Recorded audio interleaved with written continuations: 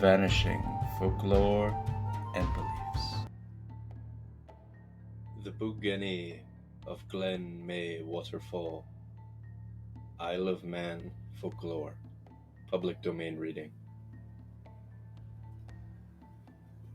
There was once a woman living near Glen, Meay, and she was the wife of a decent, quiet, striving man of the place. There was no one but herself and the man, and they had a nice little cottage, and owned a bit of a croft on which they grazed a cow and a few sheep, and grew enough potatoes to do them the winter out. And the man had a yawl, and went to the fishing when things were slack on land. But for all that they were not comfortable, for work as hard as the man might at his farming and his fishing, he was kept as poor as Lazarus by a lazy wife. For the woman was fonder of lying abed in the morning than sitting at her milking stool. Indeed, the neighbors had it to say that she wore out more blankets than shoes. Many a day her man would be going out early as hungry as a hawk, without a bite or a sup in him. One morning when he came in from work for his breakfast, there was no fire. His wife was never up.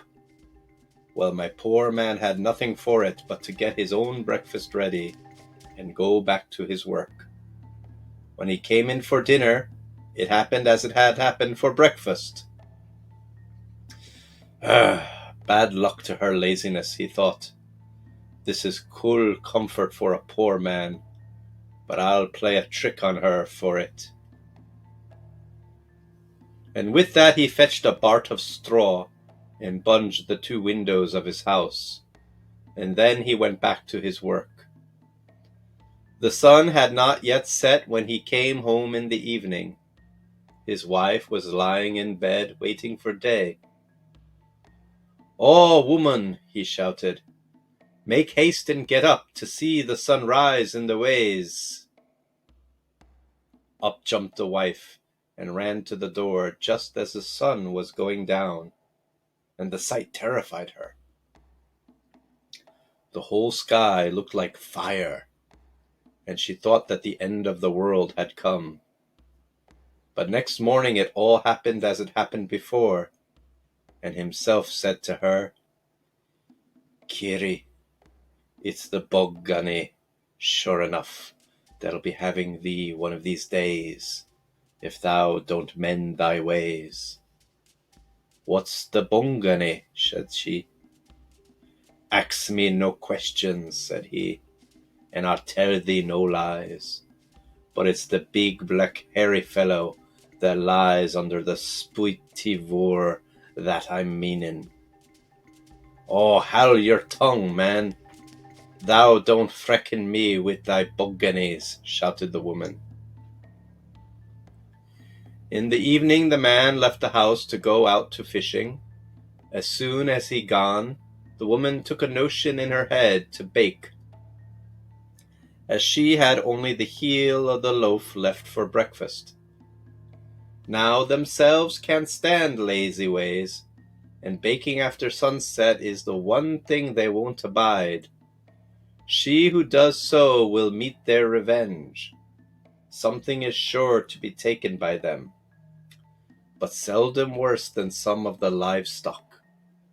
Well, the woman set to work to bake some barley bread and flour cake. First she went out to get gorse to put under the griddle, slipping the bolt on the door as she came in, that none of the neighbors would catch her and cry and shame her for baking after sunset. She got some meal out of the barrel and put it on the round table, and put salt and water on it. And then she kneaded the meal and clapped a cake out as thin as 6pence with her hands. But she was only a middling poor baker, one of the sort that has to use a knife to make the cake of a right round. She had turned the cake twice and taken it off and brushed the griddle with a white goose wing, ready for the next cake, which she was busy cutting round with her knife. Just at that moment there was the sound of something heavy lumbering up to the door. After a few seconds, something fumbled at the snag of the door, and then something knocked high up on the door. A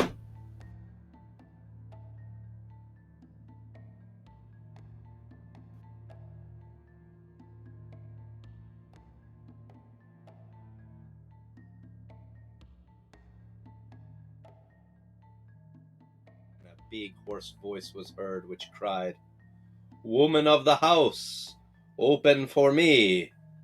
And then the door burst open, and behold ye, what should she see but a great big ugly beast of a Buggane, rushing in mad with rage. Without as much as a by your leave, he made one grab at her, and clutched hold of her by her apron, and swung her on his shoulder, and away with him. Before she knew where she was, he was rushing her across the fields and down the hill, till he brought her up to the top of the Spooty Vor, the big waterfall of Glen Meay. As the Buggane tore down the hill, the woman felt the ground tremble under his feet, and the noise of the waterfall filled her ears. And there in front of her she saw the stream turn to white spray as it came leaping down the rocks.